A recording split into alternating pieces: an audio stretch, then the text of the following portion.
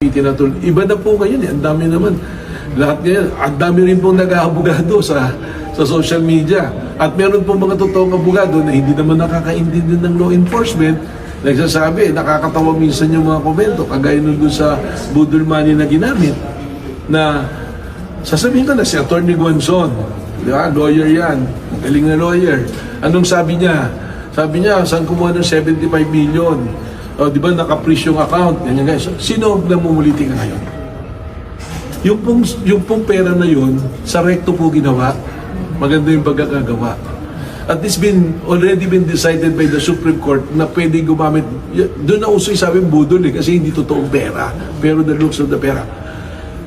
NBI po na-provide niyan. Ang totoong pera po noon, 50,000 na ang NBI din po nag-provide. Kaya po mayroong intelligence fund, confidential funds, ang law enforcement agency, sa mga operation po yan ginagamit. Wala pong nilabas na pera rito ang grupo ng nagreklamo.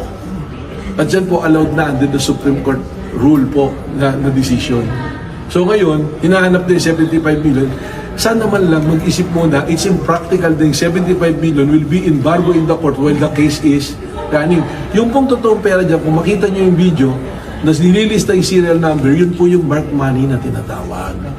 So sana po, bago tayo mag-alam-alaman sa law enforcement, yung mga nagko-comment na ganun, magtanong po tayo sa mga tunay na nakakaintindi. Kasi po, nung pumasok ako rito, nagtanong din ako dun sa mga marurunong nating agent, pinag-aralan po. Iba na po ngayon eh, ang dami naman.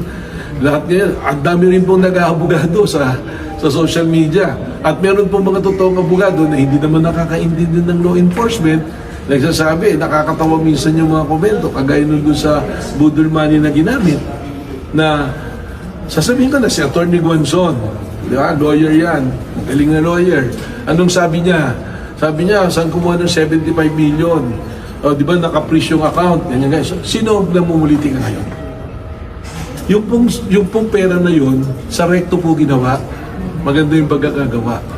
At it's already been decided by the Supreme Court na pwede gumamit. Doon na uso yung sabi budol eh, kasi hindi totoong pera. Pero the looks of the pera.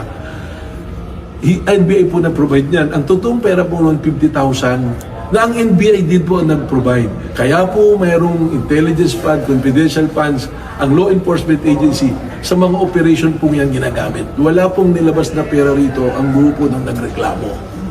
At dyan po allowed na under the Supreme Court rule po na decision. So ngayon, hinahanap din 75 million. Sana man lang mag-isip muna, it's impractical din 75 million will be embargo in the court while the case is running. Yung pong totoong pera dyan, kung makita nyo yung video, na nililista yung serial number, yun po yung mark money na tinatawag. So sana po, bago tayo mag-alam-alaman sa law enforcement, yung mga nagko-comment na ganun, magtanong po tayo sa mga tunay na nakakaintindi. Kasi po, nung pumasok ako rito, nagtanong din ako dun sa mga marurunong nating agent, pinag-aralan po. Iba na po ngayon eh, ang dami naman. Lahat ngayon, ang dami rin pong nag-aabogado sa social media. At meron pong mga totoong abogado na hindi naman nakakaintindi ng law enforcement. Nagsasabi, nakakatawa minsan yung mga komento. Kagaya nun doon sa budol money na ginamit. Na sasabihin ko na si Atty. Guanzon. Di ba? Lawyer yan. Galing na lawyer. Anong sabi niya? Sabi niya, saan kumuha ng 75 million? O, di ba, naka-freeze yung account. Ganyan guys. Sino namumuliti ka ngayon? Yung pong pera na yun, sa recto po ginawa. Maganda yung pagkakagawa. At it's already been decided by the Supreme Court na pwede gumamit. Doon na uso yung sabi budol eh, kasi hindi totoong pera. Pero the looks of the pera. NBI po na-provide niyan. Ang totoong pera po noon, 50,000 na ang NBI din po nag-provide. Kaya po mayroong intelligence fund, confidential funds, ang law enforcement agency, sa mga operation po yan ginagamit. Wala pong nilabas na pera rito ang grupo ng nagreklamo. At dyan po allowed na under the Supreme Court rule po na decision. So ngayon, hinahanap din 75 million. Sana man lang mag-isip muna, it's impractical din 75 million will be embargo in the court while the case is running. Yung pong totoong pera dyan, kung makita nyo yung video, na nililista yung serial number, yun po yung mark money na tinatawag. So sana po, bago tayo mag-alam-alaman sa law enforcement, yung mga nagko-comment na ganun, magtanong po tayo sa mga tunay na nakakaintindi. Kasi po, nung pumasok ako rito, nagtanong din ako dun sa mga marurunong nating agent, pinag-aralan po. Iba na po ngayon, ang dami naman. Lahat ngayon, ang dami rin pong nag-aabogado sa social media. At meron pong mga totoong abogado na hindi naman nakakaintindi ng law enforcement, nagsasabi, nakakatawa minsan yung mga komento, kagaya nun dun sa budol money na ginamit, na sasabihin ko na si Atty. Guanzon, di ba? Lawyer yan, galing na lawyer. Anong sabi niya? Sabi niya, saan kumuha ng 75 million? O, di ba, naka-freeze yung account? Ganyan, guys. Sino namumuliti ka ngayon? Yung pong pera na yun, sa recto po ginawa, maganda yung pagkakagawa. At this already been decided by the Supreme Court na pwede gumamit. Doon na uso yung sabi budol kasi hindi totoong pera. Pero the looks of the pera.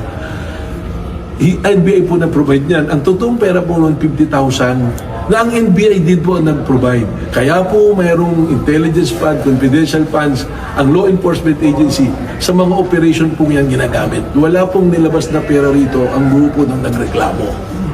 At yan po allowed na under the Supreme Court rule po na decision. So ngayon, hinahanap din 75 million. Sana man lang mag-isip muna, it's impractical din 75 million will be embargo in the court while the case is running. Yung pong totoong pera dyan, kung makita nyo yung video, na nililista yung serial number, yun po yung mark money na tinatawag. So sana po, bago tayo mag-alam-alaman sa law enforcement, yung mga nagko-comment na ganun, magtanong po tayo sa mga tunay na nakakaintindi. Kasi po, nung pumasok ako rito, nagtanong din ako dun sa mga marurunong nating agent, pinag-aralan po. Iba na po ngayon, ang dami naman. Lahat ngayon, ang dami rin pong nag-aabogado sa social media. At meron pong mga totoong abogado na hindi naman nakakaintindi ng law enforcement, nagsasabi, nakakatawa minsan yung mga komento, kagaya nun dun sa budol money na ginamit, na sasabihin ko na si Atty. Guanzon, di ba? Lawyer yan, galing na lawyer. Anong sabi niya? Sabi niya, saan kumuha ng 75 million? O, di ba, naka-freeze yung account? Ganyan, guys. Sino namumuliti ka ngayon? Yung pong pera na yun, sa recto po ginawa, maganda yung pagkakagawa. At this already been decided by the Supreme Court na pwede gumamit. Doon na uso yung sabi budol kasi hindi totoong pera. Pero the looks of the pera.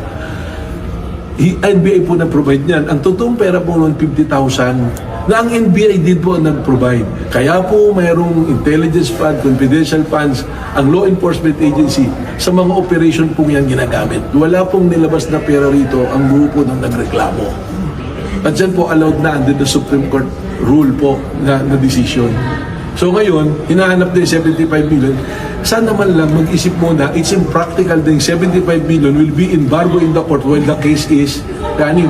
Yung pong totoong pera dyan, kung makita nyo yung video, na nililista yung serial number, yun po yung mark money na tinatawag. So sana po, bago tayo mag-alam-alaman sa law enforcement, yung mga nagko-comment na ganun, magtanong po tayo sa mga tunay na nakakaintindi. Kasi po, nung pumasok ako rito, nagtanong din ako dun sa mga marurunong nating agent, pinag-aralan po.